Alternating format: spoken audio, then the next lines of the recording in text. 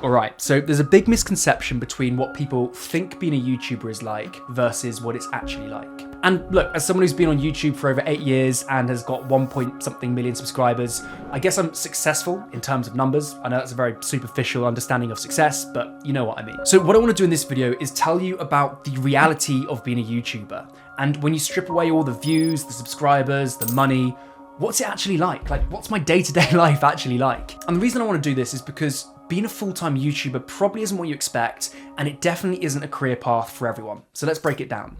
Point number one is the freedom paradox. So people always dream of this idea that when you become a YouTuber, you can be free. You can quit your 9 to 5, you can set your own hours, there's no one breathing down your neck, and essentially you are your own boss. But take a look at this photo of me here, supposedly living the dream after I went full-time on YouTube. My face here quite literally tells a very different story. It's swollen from stress and sleep deprivation, and that was my freedom. Now this is just after I went full-time on YouTube. As you can see, I just wasn't enjoying it, and I came really close to just giving up on YouTube altogether. So what's actually going on here? Well, the thing that no one told me when I became a YouTuber is when your channel gets to a certain size, it will move away from just being a hobby and it will turn into a business. And if you've never run a business before, like I hadn't when I first started, then this whole YouTube thing is going to be such a big learning curve, because you don't only have the pressures of making more YouTube videos, but you also need to learn how to do things like hire people, fire people, manage employees, negotiate brand deals and launch products, and so much extra stuff that you just comes your way as your channel gets bigger and bigger. And if you don't know how to delegate work, like I didn't when I first started, you're just going to find yourself overloaded with work, and then you're stressed out and overworked. And it took me over 2 years of trial and error to really figure out how to run my channel like a business. And now I'm fortunate enough to say that I'm only doing 2 days a week or so on my main channels, and then everything else is done by the rest of my team, and my time is, freed up to do other things within the businesses. But that's not how it started. So I would say now that YouTube has given me a lot more freedom. It's allowed me to do things like travel the world and do magic, and they're my absolute favorite things to do. So I'm so grateful for all that. But that's not how it was when I first started out on YouTube. And what no one tells you is that when you become a successful YouTuber, aka it's now a business and you're doing it full time, you're essentially the CEO of a company. And that comes with a lot of responsibility. And if you try and do it all yourself, you're just gonna have no time and no freedom. But if you do get the right team in place, you can do things like buy back your time, and that's where the real freedom lies. So the question, does YouTube give you more freedom? The answer for me is yes, so much more freedom, but you have to know how to run your channel in a way that allows for that freedom to exist. Point 2 is the lifestyle myth.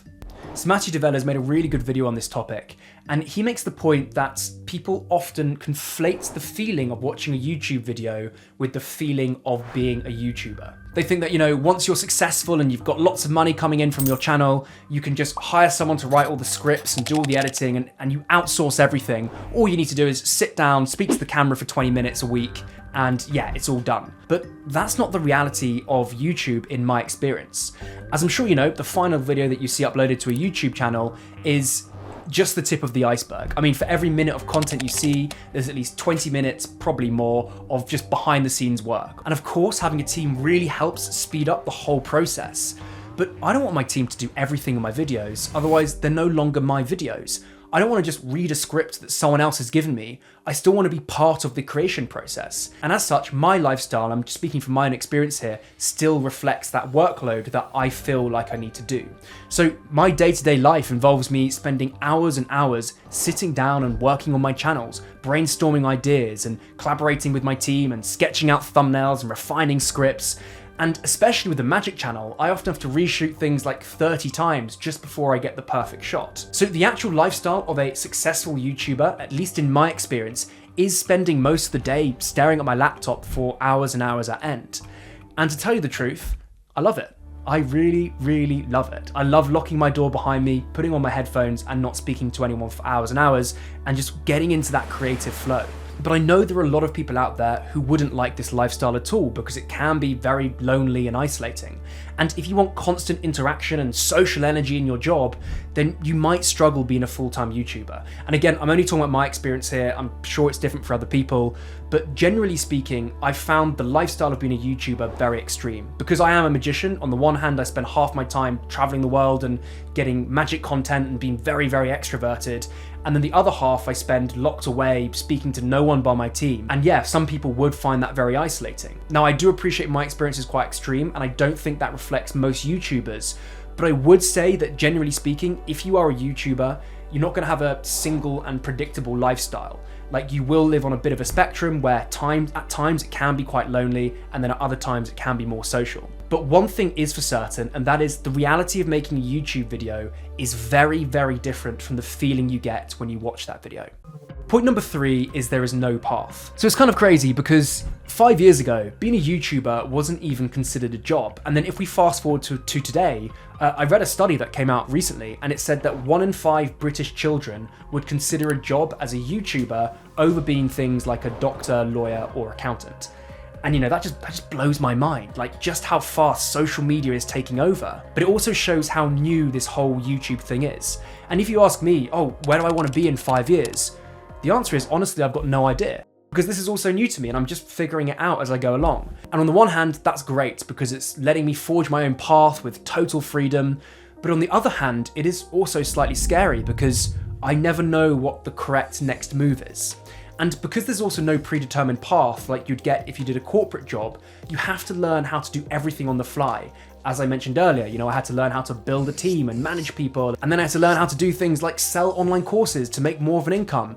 And the point I'm trying to say here is that if you want to be a successful YouTuber, there is no end game. It doesn't just stop once you get like 1 million subscribers. You constantly need to learn and upskill, even when you are technically successful. And from the outside, it can seem like a lot of these big successful YouTubers just have everything planned out and they know exactly what their next move is. But that's not necessarily true. I mean, it's definitely not true for me, but also take a listen to Ali Abdaal's head of production, Tintin, where he makes this really interesting point. I just joined the business.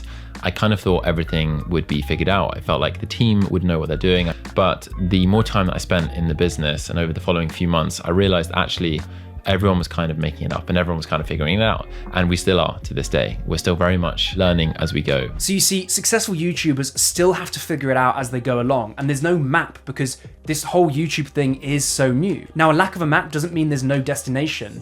It just means the journey itself is a lot more unpredictable and can at times be challenging.